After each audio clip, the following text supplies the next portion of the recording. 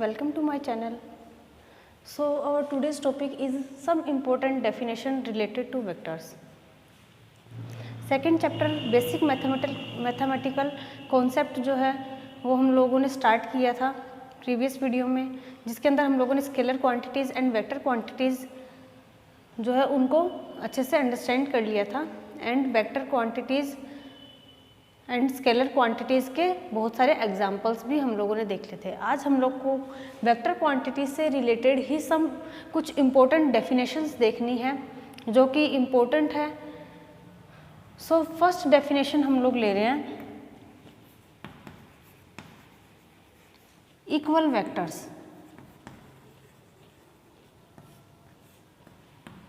So what are equal vectors? नाम से भी पता चल रहा है इक्वल है जो वेक्टर्स, ठीक है, यानी कि those vectors which have equal magnitude and as well as equal direction, यानी कि वो वेक्टर्स जिनकी डायरेक्शन भी सेम हो और मैग्नीट्यूड भी सेम हो, क्योंकि अगर एक भी चीज़ इनमें से डिफरेंट हो जाएगी तो क्योंकि वेक्टर क्वांटिटी में मैग्नीट्यूड और डायरेक्शन दोनों ही इंक्लूड होते हैं तो इनमें से किसी एक को भी हम लोग डिफरेंट नहीं कर सकते हैं, ठीक है। तो यहाँ पर किस तरीके से रिप्रेजेंट करेंगे इक्वल वेक्टर्स को? इस तरीके से अगर कोई दो वेक्टर्स है, ठीक है, ए वेक्टर एंड बी वेक्टर, दोनों की लेंथ भी सेम है एंड दोनों का डायरेक्शन भी सेम है, तो यहाँ पर इस तरीके के जो वेक्टर्स होंगे जो कि सेम डायरेक्शन में ही है और लेंथ भी सेम है तो ये इक्वल वेक्टर्स होंगे। या फिर इस तरीके से भी हो सकते हैं, ये दोनों वेक्टर्स भी सेम डायरेक्शन में हैं एंड इक्वल मैग्नीट्यूड के हैं तो यहाँ पर ये भी इक्वल वेक्टर्स हो जाएंगे। इसको हम लोग रिप्रेजेंट करेंगे A vector equals to B vector, direction में भी सेम है एंड मैग्नीट्यूड में भी सेम है, तो ये हो जाएंगे इक्वल वेक्टर्स। नेक्स्ट डेफिनेशन ले रहे हैं हम लोग अनइक्वल वेक्टर्स।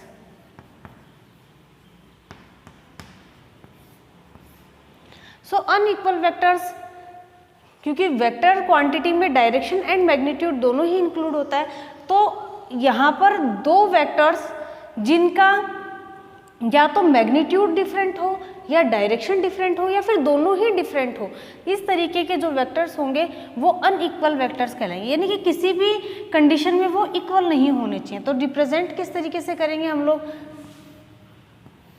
इस तरीके के वेक्टर्स भी अनइक्वल वेक्टर्स होंगे क्योंकि यहाँ पर A vector and B vector direction में तो सेम है बट मैग्नीट्यूड दोनों का ही डिफरेंट है, तो ऐसे वेक्टर्स भी अनइक्वल वेक्टर्स होंगे।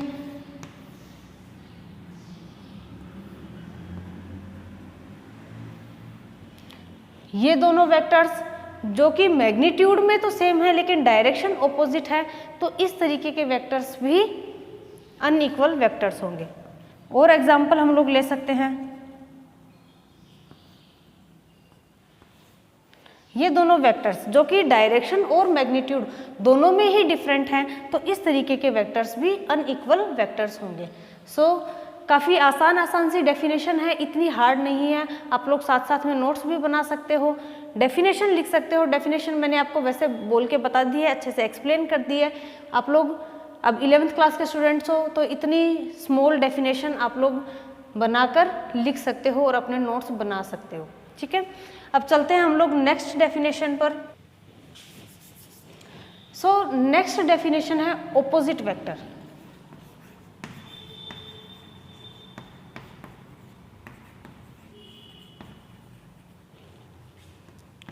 सो ऑपोजिट वेक्टर, देखिए नाम से भी पता चल रहा है, यानी कि वो वेक्टर्स जो कि मैग्नीट्यूड में सेम है लेकिन डायरेक्शन दोनों की एक दूसरे के जस्ट ऑपोजिट है, तो इस तरीके के जो वेक्टर्स होंगे वो ऑपोजिट वेक्टर होंगे। और रिप्रेजेंट किस तरीके से करेंगे इनको?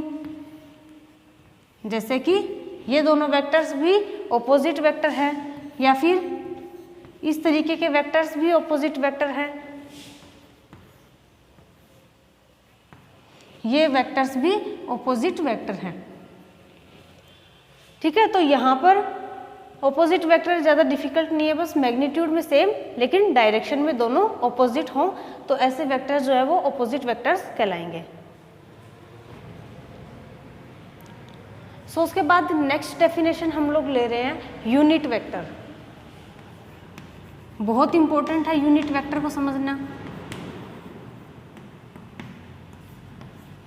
देखिए इस तरीके की डेफिनेशन में से स्मॉल क्वेश्चन बन सकता है हाफ मार्क्स का, ठीक है, तो उसके अकॉर्डिंग इम्पोर्टेंट है और समझने के अकॉर्डिंग भी इम्पोर्टेंट है, ठीक है। तो अब हम लोग ले रहे हैं यूनिट वेक्टर। तो यूनिट वेक्टर जो है मैग्नीट्यूड तो जिसका होता है यूनिट यानी कि 1, ठीक है, मैग्नीट्यूड जो है इसका 1 होता है, यानी कि किसी के साथ भी अगर आप मल्टीप्लाई करते हो तो मैग्नीट्यूड में कोई फर्क नहीं पड़ता, लेकिन डायरेक्शन को रिप्रेजेंट करते किसी भी वेक्टर की डायरेक्शन को रिप्रेजेंट करने के लिए उसका यूनिट वेक्टर काम में लिया जाता है, ठीक है। तो यूनिट वेक्टर किस तरीके से रिप्रेजेंट करेंगे, किसी भी वेक्टर पर कैप लगाकर, ठीक है, जैसे कि आर वेक्टर है तो आर से रिप्रेजेंट कर रहे हैं किसी वेक्टर को, उसके ऊपर कैप लगाकर यूनिट वेक्टर को रिप्रेजेंट किया जाता है। आर कैप इक्वल टू होता है vector divided by its magnitude. कोई भी वेक्टर क्वांटिटी है आर वेक्टर जैसे कि, और अगर उसको उसके मैग्नीट्यूड से डिवाइड कर दिया जाए तो यहाँ पर हमारे पास में यूनिट वेक्टर हमें मिल जाता है। ये इसकी डेफिनेशन हो गई है, फॉर्मूला हो गया। अब देखिए यहाँ पर आर वेक्टर जो है, कोई भी वेक्टर क्वांटिटी होती है तो उसके अंदर डायरेक्शन और मैग्नीट्यूड दोनों इंक्लूड होते हैं, तो यहाँ पर मैग्नीट्यूड और डायरेक्शन है, ठीक है। अगर अपन लोग इस तरीके से समझे, यहाँ पर है मैग्नीट्यूड एंड डायरेक्शन, दोनों चीजें, ठीक है। अगर इसको हम लोग डिवाइड कर दें मैग्नीट्यूड से तो क्या बचेगा, सिर्फ और सिर्फ डायरेक्शन। वैसा ही कुछ चीज है यहाँ पर, ये होता है मैग्नीट्यूड प्लस डायरेक्शन और इसको बोलते हैं ये होता है मैग्नीट्यूड, ठीक है। किसी भी वेक्टर क्वांटिटी का मैग्नीट्यूड निकालने के लिए उसका साथ में मोड लगा दिया जाता है ताकि डायरेक्शन हट जाती है और सिर्फ उसका मैग्नीट्यूड बचता है। तो इस तरीके से किसी भी, जैसे कि ए वेक्टर है तो उसका मैग्नीट्यूड हो जाएगा ए वेक्टर का मोड, बी वेक्टर कोई वेक्टर क्वांटिटी है तो उसका मैग्नीट्यूड हो जाएगा बी वेक्टर का मोड। तो यहाँ पर इस तरीके से हम लोग यूनिट वेक्टर को कैलकुलेट कर सकते हैं। अब देखिए बात करें अगर कार्टेशियन कोऑर्डिनेट सिस्टम की, तो तीनों जो एक्सेस होती है वो 3 डायरेक्शन को रिप्रेजेंट करती है, x axes, y axes and z axes. तो यहाँ पर इनके अलोंग यूनिट वेक्टर्स कौन से होते हैं, एक्स एक्सेस के अलोंग होता है आई कैप, वाई एक्सेस के अलोंग होता है जे कैप एंड जेड एक्सेस के अलोंग होता है के कैप। तो ये कार्टेशियन कोऑर्डिनेट सिस्टम में तीनों एक्सेस के अलोंग यूनिट वेक्टर्स हो जाएंगे, यानी कि एक्स डायरेक्शन में हमें अगर बताना है किसी भी क्वांटिटी को तो उसके साथ आई कैप यूज़ कर सकते हैं। तो अब हमें सेपरेट बताने की ज़रूरत नहीं पड़ेगी अलग से कि भाई ये जो क्वांटिटी है ये एक्स डायरेक्शन में है। अगर हम उसके साथ में आई कैप यूज़ करते हैं तो वो हमें पता चल जाएगा कि वो एक्स डायरेक्शन में है। अगर जे कैप अगर यूज़ करते हैं तो वो वाई डायरेक्शन में है, अगर के कैप यूज़ करते हैं तो वो जेड डायरेक्शन में है। तो इस तरीके से यूनिट वेक्टर तीनों डायरेक्शन के अलोंग लिया जा सकता है। उसके बाद हम लोग चलते हैं हमारी नेक्स्ट डेफिनेशन पर।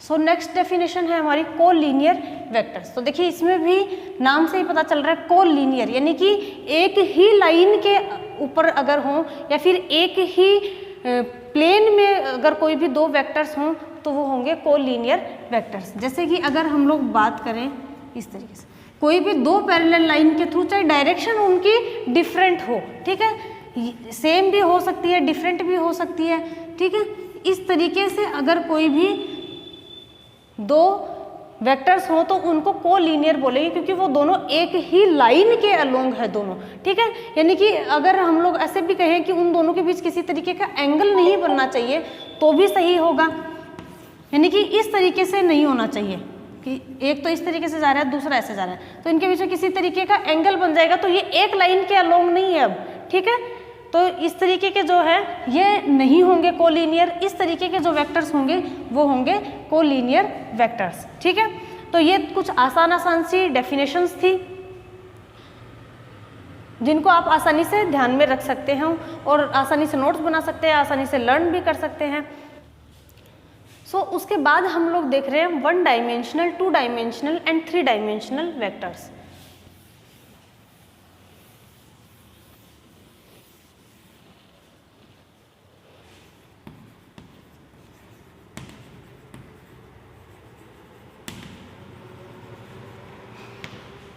सबसे पहले हम लोग देख रहे हैं 1 डायमेंशनल वेक्टर्स। तो 1 डायमेंशनल में यानी कि जो कि सिर्फ और सिर्फ एक ही, देखो डायमेंशन जो है वो यहाँ पे एक तरीके से जो 3 एक्सिस होती है ना, तो उन एक्सिस के लिए यूज किया जाता है डायमेंशन। अब 1 डायमेंशनल यानी कि सिर्फ और सिर्फ एक एक्सेस की ही वैल्यू होनी चाहिए उस वेक्टर के लिए, ठीक है, जो कि सिर्फ और सिर्फ एक एक्सेस के ही अलोंग हो, इस तरीके का जो वेक्टर होगा वो कहलाएगा 1 डायमेंशनल। यानी कि या तो सिर्फ वो एक्स एक्सेस के अलोंग हो, या फिर सिर्फ वाई एक्सेस के अलोंग हो, या फिर सिर्फ जेड एक्सेस के अलोंग हो, ठीक है। जैसे कि अगर यहाँ पर कोई भी वेक्टर है x vector equals to x i cap, ठीक है, ये वेक्टर है, तो इसके लिए x की वैल्यू होगी x एंड y और z की वैल्यू 0 0। तो यानी कि सिर्फ और सिर्फ एक ही डायमेंशन में है ये वेक्टर क्वांटिटी, तो ये होगी 1 डायमेंशनल। या फिर जैसे कि अगर सिर्फ और सिर्फ y एक्सेस पर ही हो, y vector equals to y j cap, तो इस तरीके की क्वांटिटी भी हो जाएगी 1 डायमेंशनल, क्योंकि इसके लिए सिर्फ और सिर्फ y की वैल्यू होगी, बाकी x और z की वैल्यू 0 होगी। इसी तरीके से हम लोग z एक्सेस के लिए लिख सकते हैं, तो ये हो जाएगा y vector equals to y j cap, ये हो जाएगा x vector equals to x i cap, और z वेक्टर के लिए लिख सकते हैं अगर इस तरीके से हो z vector equals to z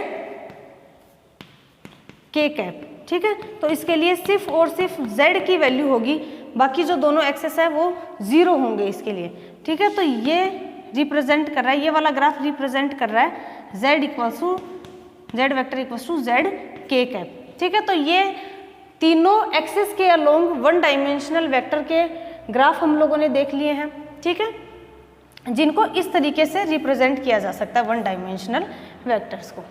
अब चलते हैं हम लोग 2 डायमेंशनल वेक्टर्स पर।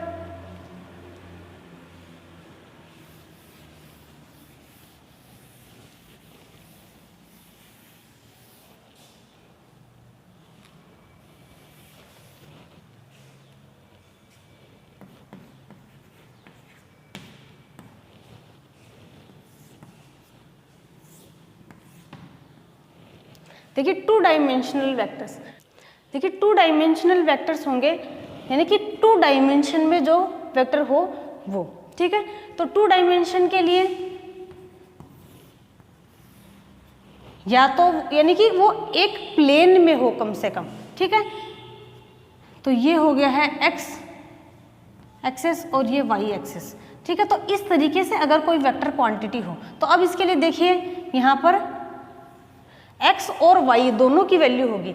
यहाँ से जब हम लोग यहाँ पर डालेंगे तो देखेंगे, तो देखो x पर भी कुछ वैल्यू होगी, यानी कि x पर वैल्यू है और यहाँ पर y पर भी कुछ वैल्यू है। तो इस तरीके की जो वेक्टर्स होंगे यानी कि r वेक्टर जो है वो x और y दोनों एक्सेस पर ही वैल्यू रखता है, यानी कि 2 डायमेंशन पर वैल्यू रखता है, इसलिए इस तरीके के जो वेक्टर होंगे वो 2 डायमेंशनल वेक्टर कहलाएंगे।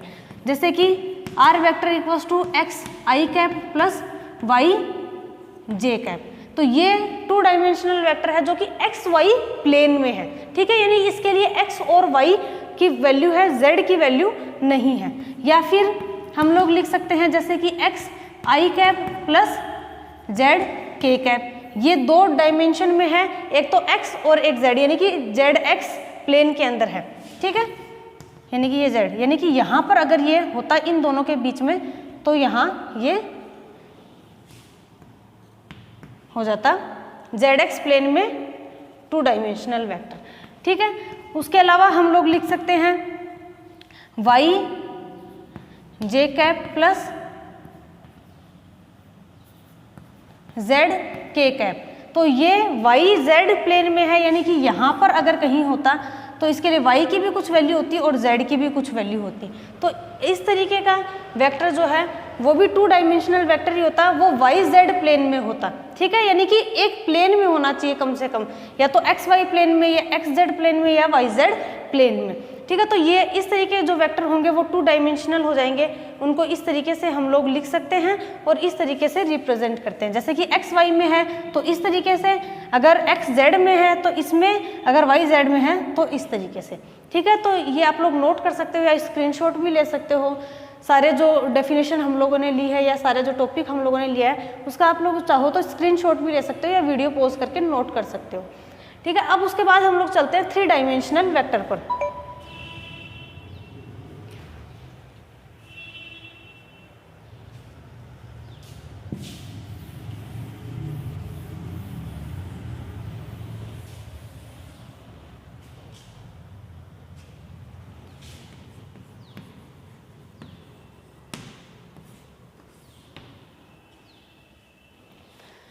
तो देखिए 3 डायमेंशनल यानी कि तीनों एक्सिस में होना चाहिए, ठीक है। इस तरीके का कोई भी वेक्टर क्वांटिटी जो जिसके लिए x y z तीनों की ही वैल्यू हो तो वो जो वेक्टर होगा वो 3 डायमेंशनल वेक्टर कहलाएगा। यानी कि इसको किस तरीके से रिप्रेजेंट कर सकते हैं, जैसे कि ये x y z तीनों ही प्लेन है, ठीक है। तो इस तरीके से अब हम लोग जानते हैं कि z जो है वो इस तरीके से प्लेन होता है, ठीक है। ये तो x, ये y और z जो है वो इस तरीके से होता है, ठीक है। तो इसके भी अंदर यहाँ पर इस तरीके से अगर कोई प्लेन हो तो उसके लिए देखो x की वैल्यू भी है, y की वैल्यू भी है और z की वैल्यू भी है। तो अगर यहाँ पर तो इसको अगर पेपर पर रिप्रेजेंट करेंगे तो इस तरीके से रिप्रेजेंट करेंगे, ठीक है। तो ये अगर इस तरीके से कोई भी है यहाँ पर कोई क्वांटिटी या फिर इस तरीके से रिप्रेजेंट कर सकते हैं जिसके लिए x y और z जो है उस तीनों की ही वैल्यू है यहाँ पर, ठीक है। तीनों की ही वैल्यू होती है उसके लिए, जैसे कि p x y और z ये जो है यहाँ पर 3 डायमेंशनल वेक्टर का एग्जाम्पल हो जाएगा। इसको रिप्रेजेंट कर सकते हैं r vector equals to x i cap plus y j cap plus z k cap. इसके लिए तीनों ही एक्सेस पर वैल्यू होती है, तो इस तरीके का वेक्टर जो है वो 3 डायमेंशनल वेक्टर कहलाएगा। तो आज जो है आज के टॉपिक में हम लोगों ने सारे कुछ डेफिनेशंस ही की हैं। तो आई होप कि आप लोगों को आज का टॉपिक पसंद आया है। अगर आपको टॉपिक समझ में आया है तो प्लीज़ वीडियो को लाइक करना, चैनल को सब्सक्राइब कर लेना और बेल आइकन को प्रेस कर देना आगे की क्लास की नोटिफिकेशंस के लिए। सो मिलते हैं हम लोग हमारी नेक्स्ट क्लास में।